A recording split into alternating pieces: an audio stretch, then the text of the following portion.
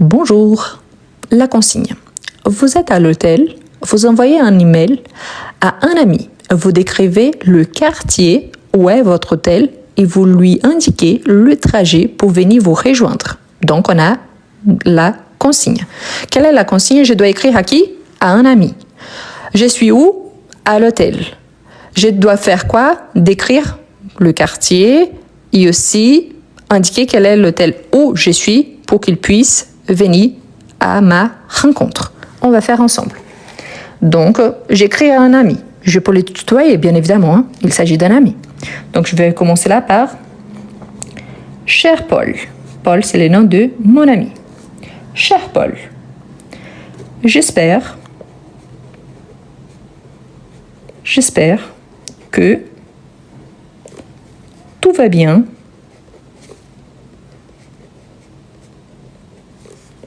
pour toi. » Et je vous explique le pourquoi. J'espère que tout va bien pour toi. Je pourrais dire j'espère que tu vas bien. Mais quand je dis j'espère que tout va bien pour toi, je gagne des mots. Tu vas bien, j'arrête là. Pour toi, je gagne 2 mots de plus. C'est ça qu'on joue quand il s'agit d'un niveau B1, qu'il faut écrire minimum 160 mots. OK? Minimum 140. OK? Bon. Je t'écris. La raison par laquelle j'écris, je vais commencer à... Je t'écris depuis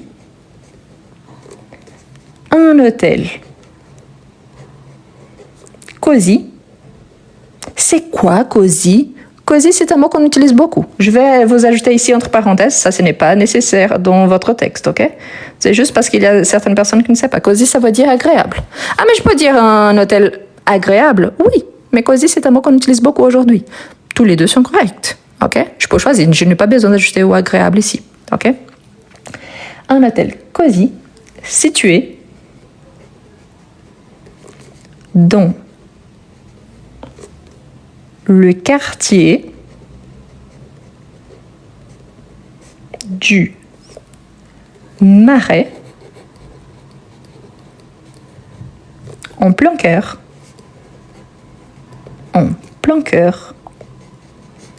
de Paris. D'accord. Qu'est-ce que je fais jusque-là? Je commence par une salutation en espérant que mon ami va bien, que tout va bien pour lui. J'écris depuis où? Donc ici, je vais me situer où est mon hôtel. Donc, c'est un agréable hôtel situé dans les quartiers du Marais, parce qu'il dit décrivez le quartier. Donc, je le cite déjà. Il est où? En plein cœur de Paris. Il est bien localisé. D'accord? En plein cœur de Paris. Donc, je sais déjà les noms du quartier et également la ville. Je suis à Paris.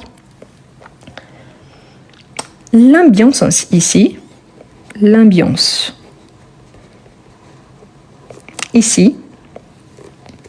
est incroyable.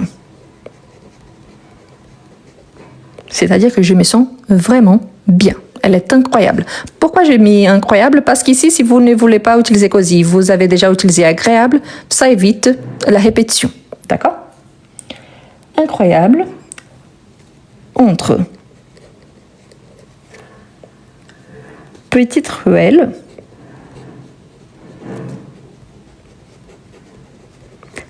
pleine de charme, ce qui est vrai, hein. Je ne sais pas si vous connaissez le Marais à Paris, mais sinon, regardez sur Google Images, c'est très charmant. Et bâtiment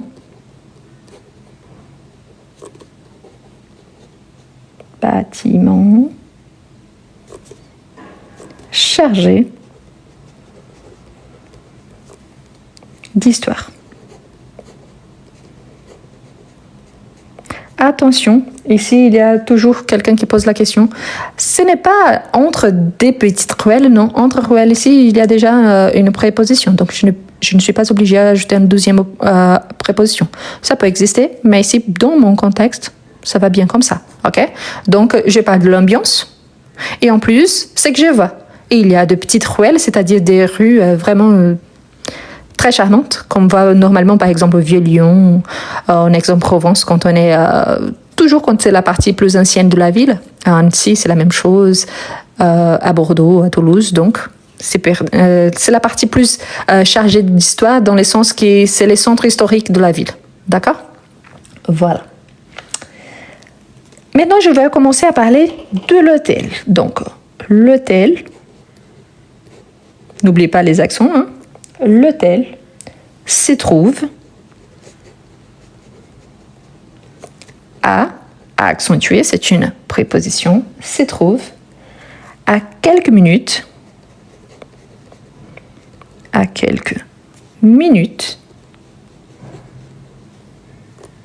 de la célèbre, n'oubliez pas, accent aigu grave, place des Vosges. Ça c'est vrai, ok? Ça existe vraiment. Place de Vosges. Attention, Vosges, on écrit Vosges, mais on ne prononce ni le S ici, ni le S à la fin. Place des Vosges. Ok? Entouré. Donc c'est la place, donc accord au féminin. Entouré d'arcades élégantes. Si vous ne savez pas, dès que vous tapez Place des Vosges à Paris, vous allez trouver des photos mignonnes avec les arcades que vous allez bien voir et constater, et de jardins.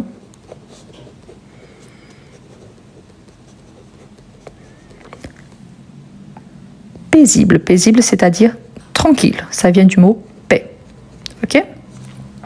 Paisible. À chaque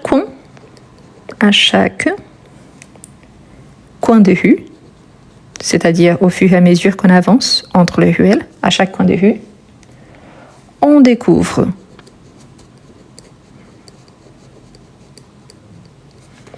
des galeries d'art, des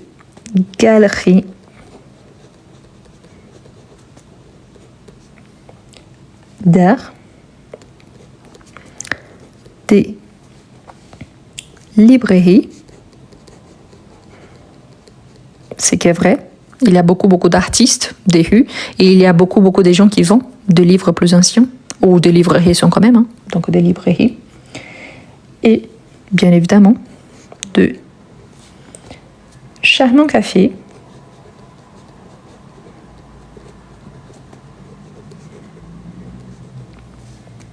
où l'on peut s'arrêter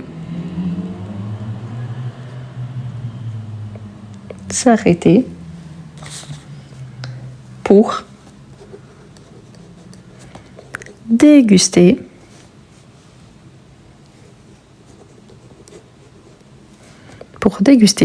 un bon café.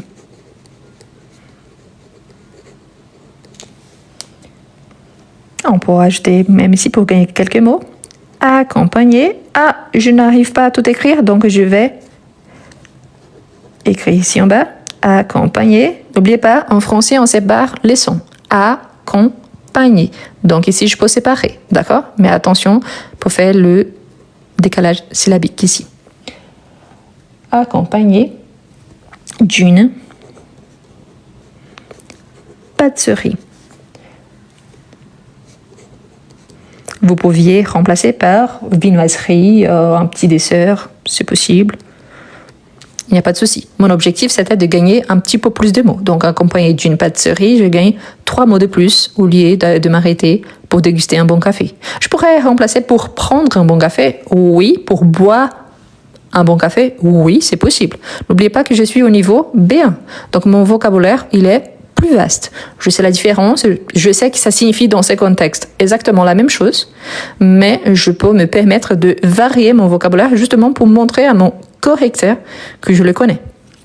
Si vous avez des doutes, évitez. Donc là, je peux dire l'atmosphère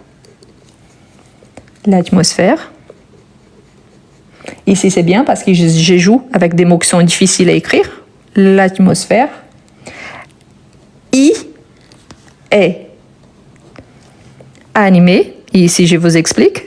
Le I, c'est par rapport au lieu où je suis, pour éviter de répéter que je suis au marais. Donc, ici, j'ajoute le I. Donc, je montre que je sais utiliser également les pronoms I. Ici, animé, c'est par rapport à l'atmosphère, donc l'accord au féminin. Et animé, chaleureuse. Je pourrais ajouter un deuxième adjectif, justement, pour gagner un mot de plus. Et chaleureuse. Parfaite. Parfaite. Je vais continuer. Ne vous inquiétez pas. Après, je viens pour la capture d'écran, d'accord? Sinon, je vais perdre où je suis là, ma pensée. Donc, parfaite.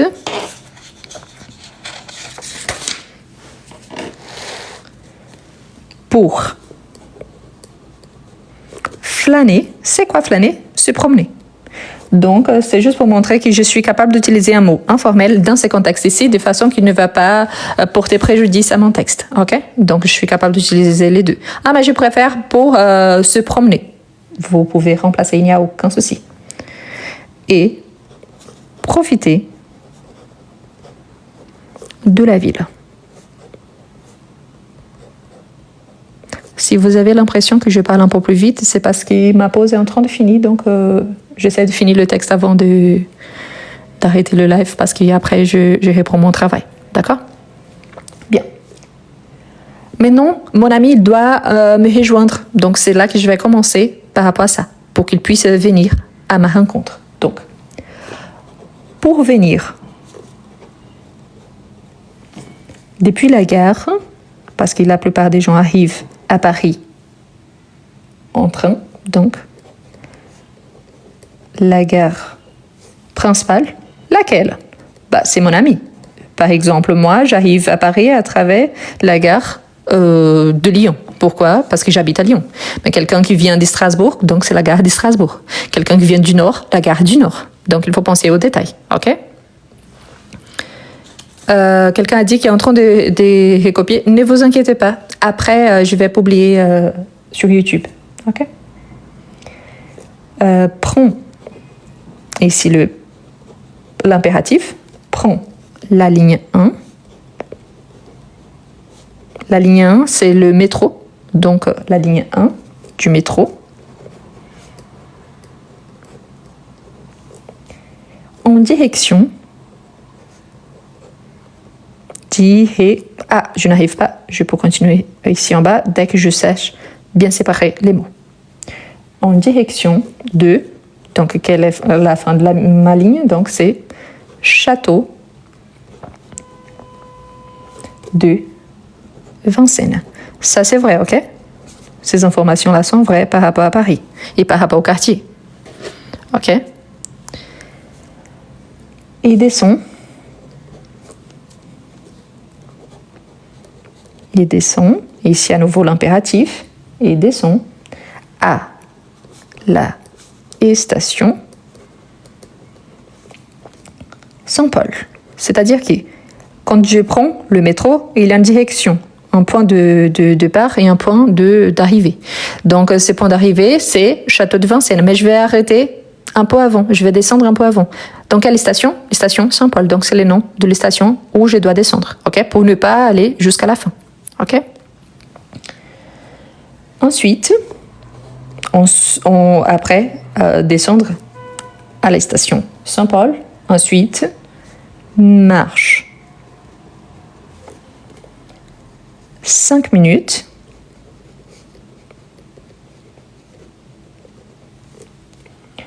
En suivant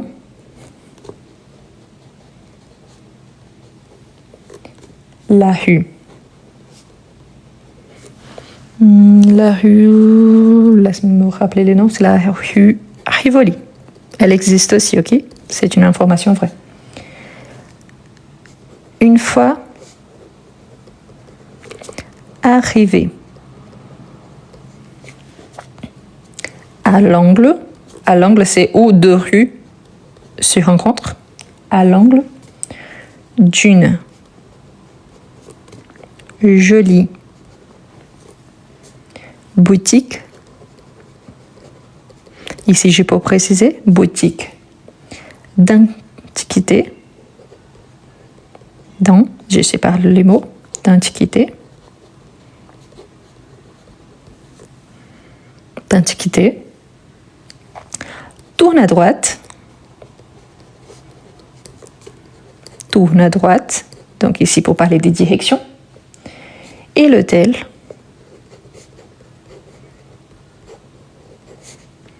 sera juste en face.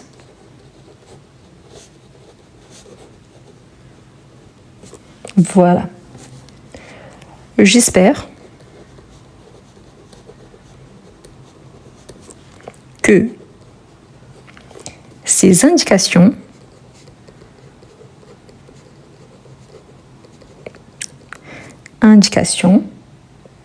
te seront utiles. J'ai hâte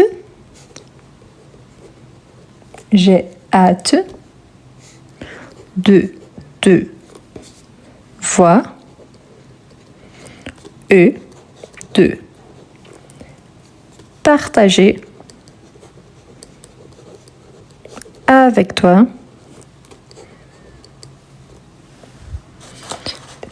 avec toi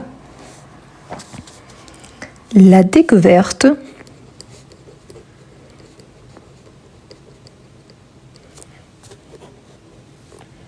de ce quartier fascinant.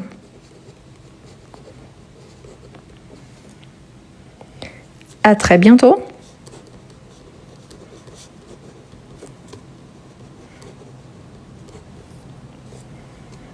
À très bientôt, et là, c'est le moment de signer. Qu'est-ce qu'on a? Je vais repasser tout le texte. Juste un instant. Là, c'est la fin, ok?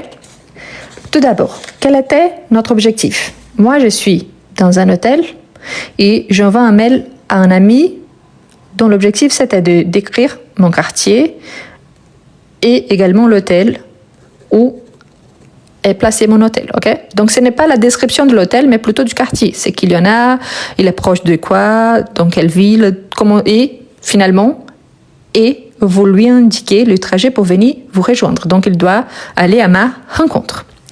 Comment s'appelle mon ami? Paul. Je l'envoie donc le message. J'espère que tout va bien pour toi. Pourquoi? Pour gagner plus de mots. Je t'écris depuis un hôtel cosy. Cosy signifie agréable. Dans un agréable hôtel situé dans le quartier du Marais. Il y a certaines personnes qui disent Marais. C'est une question d'accent. Les deux sont corrects, ok? Marais, Marais. Ok. En plein cœur de Paris. L'ambiance ici est incroyable, entre petites ruelles pleines de charme et bâtiments chargés d'histoire. Sur le fait, c'est un quartier très ancien et engorgé vraiment d'histoire, c'est vraiment trop mignon. L'hôtel se trouve à quelques minutes de la célèbre place de Vosges, entourée d'arcades élégantes et de jardins paisibles. Paisible, tranquille, ça vient de paix.